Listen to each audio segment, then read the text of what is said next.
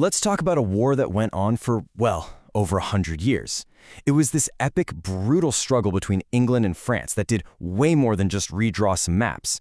It completely shattered the whole idea of knights in shining armor, it revolutionized how wars were fought, and it basically created the identities of two of Europe's biggest players.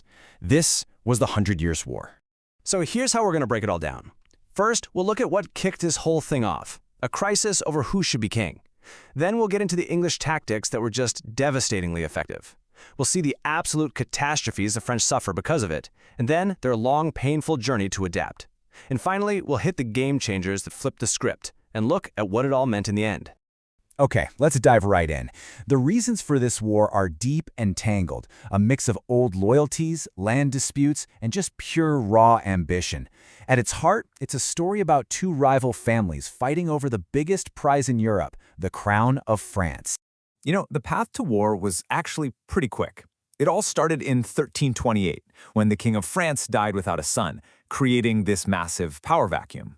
Things kind of simmered for about a decade, but then in 1337, the new French king, Philip VI, makes a huge move. He just confiscates this massive English territory in France called Aquitaine, and that was the spark that lit the whole bonfire. Right? So at the center of all this, you've got two guys with a claim to the throne. You have England's Edward III. He's the dead king's nephew, which is a really strong claim, but, and this is a big but, his claim comes through his mother, Isabella. The French nobles, who really did not want an English king, pulled out this old law called Salic law, saying you couldn't inherit the throne through a woman. So they picked Philip, a cousin, instead. That one decision, it set the stage for a century of war. So, war is on. And England has a serious problem. France was by far the bigger, richer, stronger country. If the English were going to have any shot at all, they needed a secret weapon, some kind of edge to level the playing field. And boy, did they find one. They developed a tactical system that the French just could not figure out how to beat. And at the heart of that system was the English longbow. Now, this is not your average bow and arrow. We're talking about a 6-foot-tall weapon of war. A trained archer could fire 10, even 12 heavy, armor-piercing arrows a minute. An army of these guys could unleash what they called an arrow storm, a terrifying cloud of steel that could literally blot out the sun and shred right through a knight's armor. And this just shows you how brilliantly simple their tactic was. Step 1, find a good defensive spot, usually on a hill. Step 2, dig in. Plant sharpened stakes in the ground to break up any cavalry charge. Step 3, wait for the French to come to you, and then unleash the arrow storm. And finally, step 4, your own armored soldiers, the men-at-arms, are waiting on foot to mop up anyone who actually makes it through. It was basically a defensive meat grinder. So, how did the French respond to this? Well, their whole military culture was built around the idea of the glorious knight on horseback winning the day with a heroic, head-on charge. The idea that a bunch of commoners with bows could control a battlefield, it wasn't just a tactical problem, it was a social insult. So, they did what they always did, they charged, and the results were some of the most lopsided disasters in military history. Let's start with the Battle of Crécy in 1346. The English were hugely outnumbered. The French king had this massive army, and he was sure he was going to crush the invaders for good. But as it turned out, having more men wasn't an advantage. It was a death trap. The French attack was a total mess. Their own crossbowmen were sent in first, and they got absolutely shredded by the longbows. As they tried to fall back, the French knights, being impatient and arrogant, just charged right through them.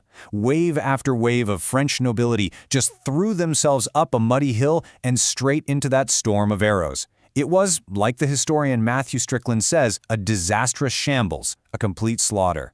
You'd think they'd have learned something, right? Well, nope.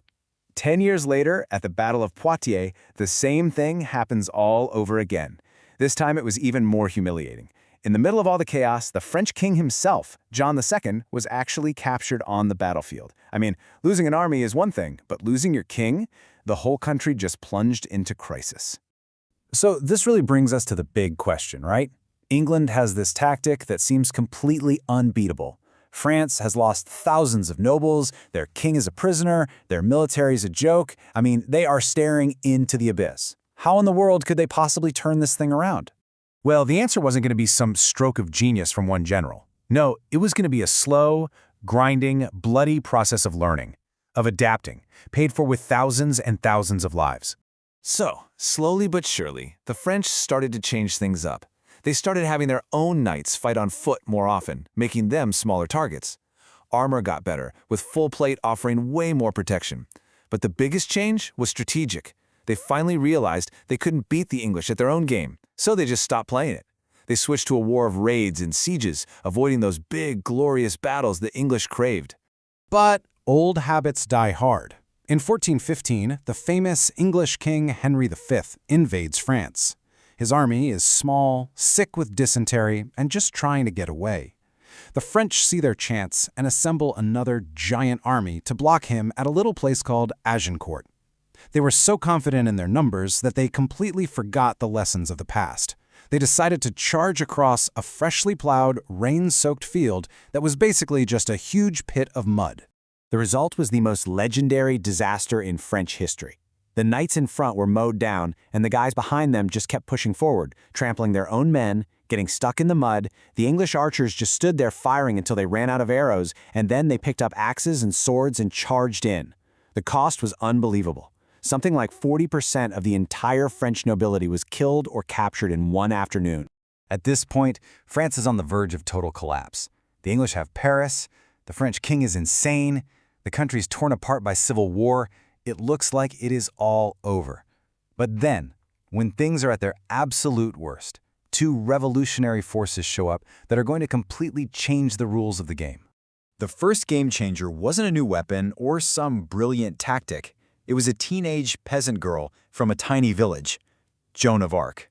She claimed she heard voices from God telling her to kick the English out and get the true French king crowned.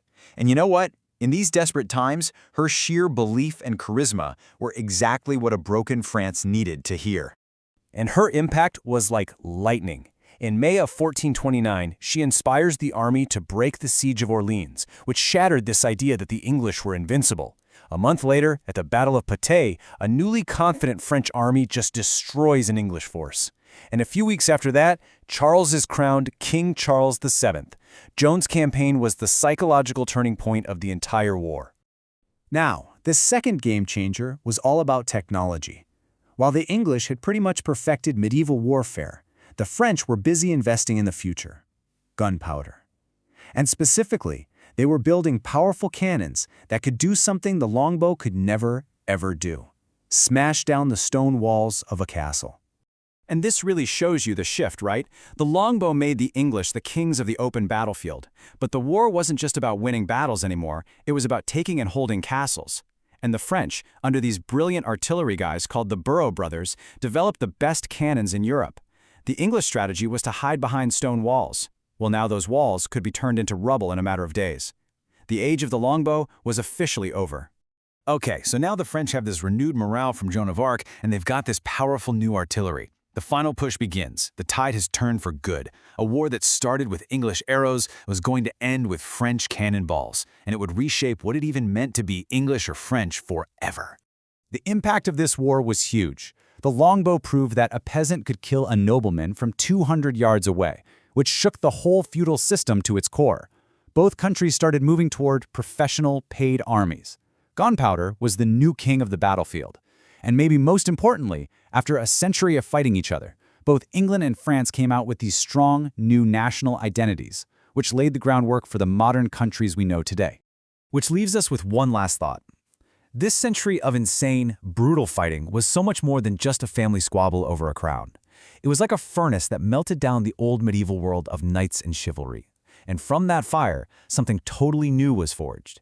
Two modern nations, defined by their own language, their own culture, and a long, shared, bloody history. It wasn't just the end of an era, it was the violent birth of a new one.